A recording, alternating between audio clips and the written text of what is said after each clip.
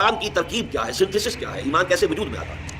آپ کو معلوم ہے کہ ایمانیات میں سب سے بنیادی ایمان، جڑ کا ایمان، وہ ہے ایمان باللہ، اللہ کو ماننا، اللہ کو پہچاننا۔ اس کے ضمن میں ایک بات جان لیجئے جو قطعی ہے، یقینی ہے، وجود باری تعالیٰ کے لیے کوئی منطقی دلیل موجود نہیں ہے، نہ کوئی سائنٹیفک دلیل موجود ہے۔ یہ دونوں کی نفی کر رہا ہوں۔ سائنٹیفک کیسے ہوگی؟ سائنس کا سارا دائرہ جو ہے محسوسات کا عالم ہے، عالم مادی، دی میٹیریل ورلڈ۔ سائنس کا دائرہ اس سے باہر ہے ہی نہیں، اور اللہ تعالیٰ کی ذات اس عالم مادی سے وراء الورا ثم وراء الورا ثم وراء الورا، لہذا کسی سائنسی دلیل کا ہونا ممکن نہیں۔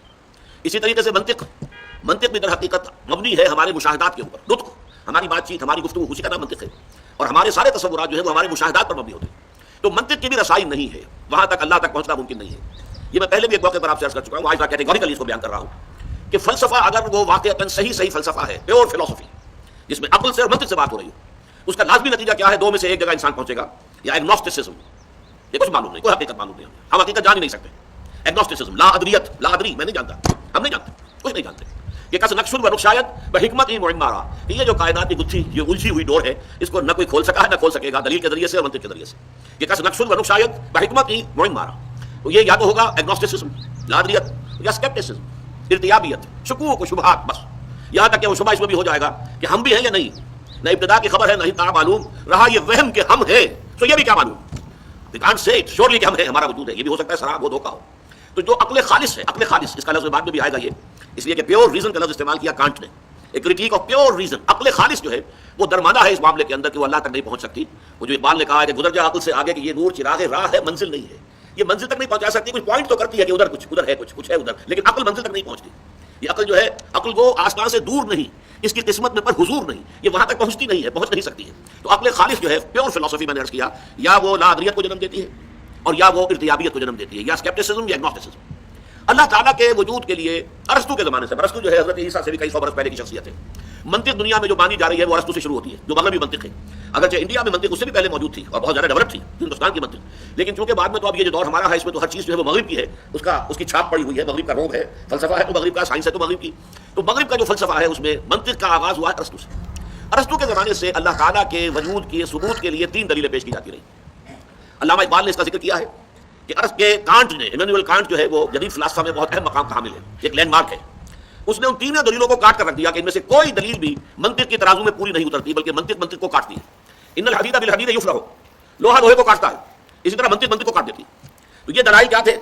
دلیل انی، اذعانی طور پر، اف اللہ شک فاطر السماوات والارض، کہ اللہ کے بارے میں بھی کوئی شک ہو سکتا ہے جو آسمان اور زمین کا خالق ہے۔ اب یہ ایک ذرا زور تو ہے، خطیبانہ انداز ہے، پر زوردار انداز کے اندر دلیل کہاں ہے؟ اس میں دلیل تو نہیں ہے، منطقی طور پہ کوئی دلیل نہیں۔ اس کو آنٹولوجیکل دلیل کہتے ہیں، دلیل انی، دلیل لمی، کہ ہر چیز کے اندر کوئی حکمت ہے، اس کائنات کی جس شے پر غور کرو گے اس میں کوئی نہ کوئی پرپس ہے، پرپس فلنس، یہ اصول ہے اس تخلیق کا۔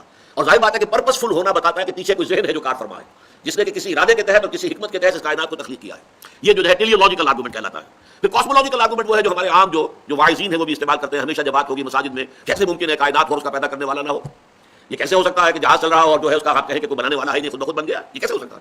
تو عام آدمی کو یہ دلیل جو ہے یہ کافی اپیل کرتی ہے کہ یقیناً یہ خلق جو ہے خالق کے وجود پر دلالت کرنے والی شے ہے۔ لیکن آپ دیکھیں گے تو یہ خطرناک دلیل جو ہے اگلا قدم یہ بڑھاتی ہے عقل، کہ اچھا اگر بغیر کسی کے پیدا کیے کوئی شے پیدا نہیں ہو سکتی، مان لیا ہم نے، تو اللہ کو کس نے پیدا کیا یہ بتاؤ؟ پھر اللہ بھی بغیر پیدا کیے کرنے والے کے پیدا نہیں ہونا چاہیے۔ تو دلیل نے دلیل کو کاٹ دیا۔ یا تو اس کو بھی مانو، اگر تو دلیل کو اگر اس کو تسلیم کرتے ہو کہ کوئی ہستی کوئی شے بغیر کسی صانع کے، کسی پیدا کرنے والے کے، کسی خالق کے پیدا نہیں ہو سکتی، تو اللہ تعالیٰ کیسے پیدا ہو گیا جس کو تم مانتے ہو کہ اس کا پیدا کرنے والا کوئی نہیں؟ دلیل آخر یہاں کر دی۔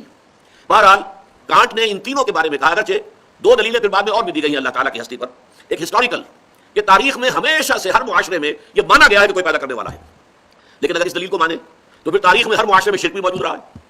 جس قدر تسلسل شرک کو رہا ہے کہ ایک پیدا کرنے والے کو مان کر اس کے ساتھ نائبین، اس کے ساتھ جو ہے اس کے لاڈلے، اس کے منہ چڑھے، جن کی سفارش کو وہ روک نہیں سکے گا، یہ سارے تصورات بھی رہے کہ نہیں رہے؟ اگر پرماتما کے ساتھ جو ہے اور مہادیو کے ساتھ دیویاں اور دیوتاؤں کی فوج رہی ہے، اگر بڑے جی سے لکھے جانے والا گاڈ چاہے وہ رومن امپائر کا ہو چاہے وہ گریکس کا ہو، وہ ساتھ ان کے گاڈس اینڈ گاڈیسز کی فوجیں ہیں، اللہ ایک ہے، الہہ بے شمار ہے، تو یہ دلیل بھی کر دی کہ اگر کسی شے کا تسلسل اور دوام اور اس کا مسلسل پایا جانا تاریخ کے دوران دلیل ہے تو پھر شرک کے حق میں بھی دلیل کو ماننا پڑے گا۔ ایک دلیل جو ہے وہ دی گئی ہے مورل، اور وہ بڑی وزنی دلیل ہے، اور لیکن یہ کہ قرآن مجید نے اس دلیل کو وجود باری تعالیٰ کے لیے استعمال نہیں کیا ہے، بلکہ اسے آخرت کے لیے، معاد کے لیے، جزا و سزا کے لیے استعمال کیا۔ وہ بھی آج ہم پڑھ لیں گے انشاءاللہ تعالیٰ۔ تو یہ سمجھ لیجئے کہ جب اللہ تعالیٰ کی ہستی کا کوئی ثبوت ہمیں منطقی دلیل سے نہیں ملتا ہے تو پھر اللہ تعالیٰ کو ماننے کی بنیاد کیا؟ دیکھیے اس کا تعلق ہے کلیتاً انسان کی فطرت کی بدیہیات، بدیہہ کہتے ہیں ایسی چیز جو از خود روشن ہو، واضح ہو، جس کو کسی دلیل کی حاجت نہ ہو. جیسے کہتے ہیں کہ آفتاب آمد، دلیل آفتاب. اسی طریقے سے کوئی شے جو بالکل روشن ہے، از خود واضح ہے. فطرت کے اندر کوئی شے ہے. اقبال نے کانٹ کی بات مانی ہے. کاسمولوجیکل، ٹیلیولوجیکل، آنٹولوجیکل جتنے آرگومنٹس تھے کانٹ نے سب کا صفایا کر دیا کہ یہ خود منطق کے پیمانے پر پورے نہیں اترتی دلیلیں. اس کے بعد یہ بھی میں آپ کو بتاتا چلوں کہ پورے یورپ کے اندر اس وقت تک یورپ میں مذہبیت کا بڑا زور تھا، تو ایک بڑی لہر پیدا ہوئی کہ یہ کیا کیا اس نے، تو مذہب کی بنیاد ہٹا دی، ہلا دی ہے، ختم کر دی ہے. اب یہ بھی ہو سکتا ہے کہ معاشرے کے دباؤ کی وجہ سے، جیسے ہم دیکھتے ہیں علامہ اقبال نے جب شکوہ نظم لکھی تو بڑا ایک طوفان مچ گیا کہ یہ ایسی گستاخی اللہ تعالیٰ کی جناب میں، اور اس طرح کا انداز اور یہ باتیں کرنا اس طرح اللہ کے ساتھ جب شکوہ. پھر علامہ نے جواب شکوہ لکھا تو پھر یہ کہ لوگوں کے سامنے واضح ہوا کہ یہ در حقیقت ایک پیغام دینے کا ذریعہ تھا. ہو سکتا ہے کانٹ کا معاملہ بھی یہی ہو، لیکن اس نے پہلی کتاب لکھی critique of pure reason, pure reason, عقل خالص جو میں نے ابھی لفظ استعمال کیا تھا، اور ثابت کر دیا کہ عقل خالص کے ذریعے سے خدا کو ماننے کے لیے کوئی بنیاد موجود نہیں ہے، کوئی دلیل نہیں. ساری دلیلیں کاٹ کر توڑ پھوڑ کر رکھی. لیکن پھر کچھ عرصے کے بعد اس نے کتاب لکھی کریٹیک آف پریکٹیکل ریزن. ایک دلیل عملی ہے. انسان کا عمل درست نہیں رہ سکتا جب تک کہ وہ خدا کو نہ مانے. لہذا خدا کو ماننا ہماری ضرورت ہے. اگر خدا نہیں بھی ہے تو ہمیں خدا تصنیف کرنا چاہیے، خدا بنا لینا چاہیے، اس لیے کہ اس کے بغیر ہمارے ہاں اخلاق کا، انسان کے اندر نیکی کا کوئی امکان نہیں. ماڈل جو لا ہے اس کو اس نے استعمال کیا ہے بعد میں. بہرحال اس میں جو میں کر رہا تھا وہ یہ ہے کہ قرآن کا جو موقف ہے اس معاملے میں وہ یہ ہے، اللہ پر ایمان، اللہ کی معرفت، اللہ کی محبت انسان کی فطرت میں موجود ہے. فطرت سے مراد روح انسانی. انسان کے یہ دو حصے سمجھ لیجئے وجود انسانی کے، وجود حیوانی اور وجود روحانی.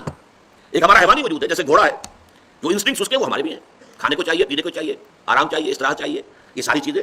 نسل کشی ہے وہ بھی ہے، اس کے بھی سیکسول جذبات ہیں، ہمارے بھی ہیں. تو ہم for all practical reasons we are animals. ہمارے اینیمل انسٹنکٹس وہی ہے کہ جو تمام اینیملس کے، لیکن ہم صرف اینیمل نہیں ہیں. ہمارا ایک وجود کا حصہ ہے یہ اینیمل ایگزسٹنس، ایک ہے اسپرچوئل ایگزسٹنس، جسے یورپ کے فلاسفہ نے بھی مانا ہے کہ ایک ڈیوائن اسپارک بھی ہے انسان کے اندر، روح ملکوتی ہے، شعلہ ملکوتی ہے.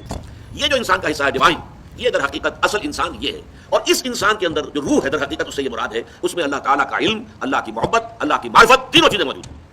البتہ اس پر ظہور کے پردے پڑ جاتے ہیں. ہمارا وجود حیوانی چھا جاتا ہے وجود روحانی کے اوپر. ظاہر بات ہے پیٹ میں بھوک جب لگتی ہے تو آدمی کو اور کسی شے کا ہوش نہیں رہتا، کچھ کھانے کو ملنا چاہیے، اس کی ضرورت ہے. جسم میں کہیں درد ہے تو اور کسی شے کا ہوش نہیں رہتا، پہلے یہ درد رفع ہونا چاہیے. مرا جا رہا ہوں میں، آپ کو معلوم ہے آنکھ میں درد ہو جائے، دانت میں درد ہو جائے، اسی سے آدمی بے بس ہو کر جاتا ہے، کان میں درد ہو جائے بے بس ہو کر جاتا ہے. تو انسان کو اس کے مادی تقاضوں نے اتنا گھیرا ہوا ہے کہ اس کے اندر وہ گم ہو کر رہ گیا ہے، اور وہ جو اس کے روحانی تقاضے ہیں، اس کے روحانی انسٹنکٹس ہیں، وہ بالکل دب کر رہ گئے.